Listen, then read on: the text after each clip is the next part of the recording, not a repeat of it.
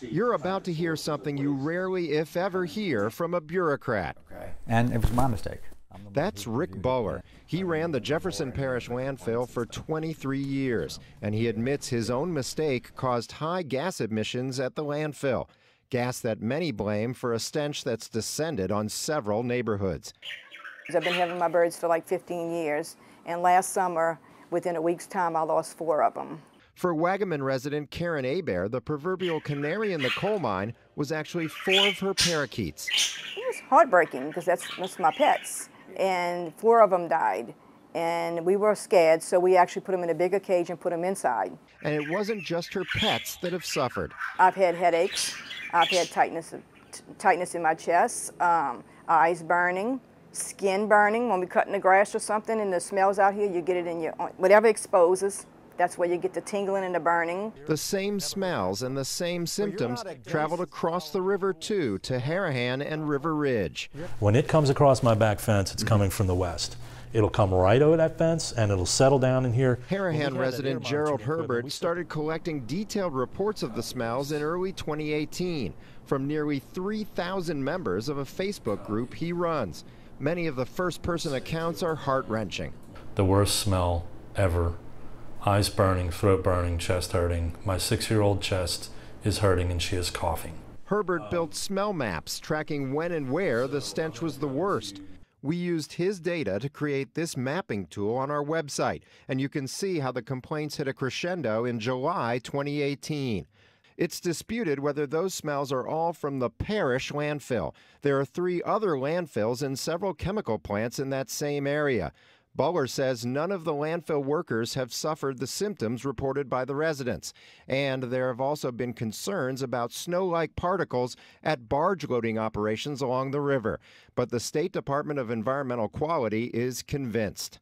Well, right now, there's no doubt in my mind that right now the major source is the Jefferson Parish landfill. And Parish President Mike Yenny acknowledged the parish landfill was at least partly to blame. Persistent off-site odors are not standard operating procedures for a landfill and not acceptable to me. The worst odors at any landfill tend to be caused by hydrogen sulfide, or H2S, a gas that's generated deep inside the piles of waste. After covering those piles with clay, a landfill can collect the buried gases in wells, so it won't escape into the air. So everything on the left side of the road is River Birch, everything on the right-hand side is Jefferson Parish. Brian Dejan runs the private River Birch landfill. He measures H2S inside River Birch's gas collection system at 80 parts per million. This chart from the parish's environmental consultant says if a human were exposed to that concentration of H2S, it could cause digestive upset and loss of appetite. H2S monitors at 100 ppm, and so in that area we're in full face mask gear in breathing air to do pump changes. To do it safely. But then Dejan measured the H2S inside the Jefferson Parish landfill gas system, and it was literally off the charts. Into the plant, we're about 2,000 ppm taking 3B and 4A, so the Draeger tube it pegs out at 2,000, so it's 2,000 plus. Essentially, your reader topped out at 2,000 ppm. Yep. Now let's check the human health effects chart. Anything over 1,000 ppm causes instant death. So why was the H2S so bad at Jefferson Parish landfill? The easy explanation was liquid industrial waste, sludge and wastewater produced at chemical plants, then delivered to the landfill and dumped into a pit.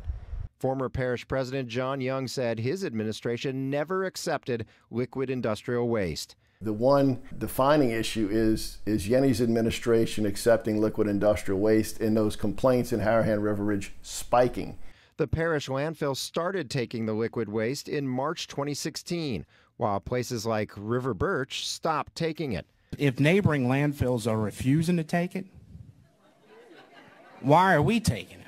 Buller, the longtime landfill engineer, says it was his decision to take the liquid waste, and he was essentially fired for it. Well, I thought I had the authority. I mean, obviously, the administration thinks otherwise. But here's the thing. Buller says the liquid waste is not the source of the landfill's H2S problem. So you don't think that the liquid industrial waste itself had anything to do with it? No. What did? I think it goes back to the hydrated lime. Hydrated or slaked lime, a chalk-like powder that's great for turning liquid industrial waste into paste so it can be safely dumped in a landfill. It met all of our criteria for waste, and we started receiving it in large quantities. 18,000 tons of it in 2 years. That's a quarter of all industrial waste accepted at the landfill during that time. And it was my mistake. I'm the one who reviewed it and approved that waste stream. Without realizing that it was the source of hydrogen sulfide? Yes. Hydrated lime isn't dangerous by itself, but Bower now thinks it reacted with the water and waste inside the landfill to produce huge amounts of H2S. So if you told the Yenny administration, this is my fault, I didn't realize that this was something I needed to screen more carefully for, why wouldn't they listen to you? I don't know if our conversation ever got that far, to be honest with you. Do you want to say anything to the residents who've been suffering with these smells and the effects on their breathing and their eyes and stuff?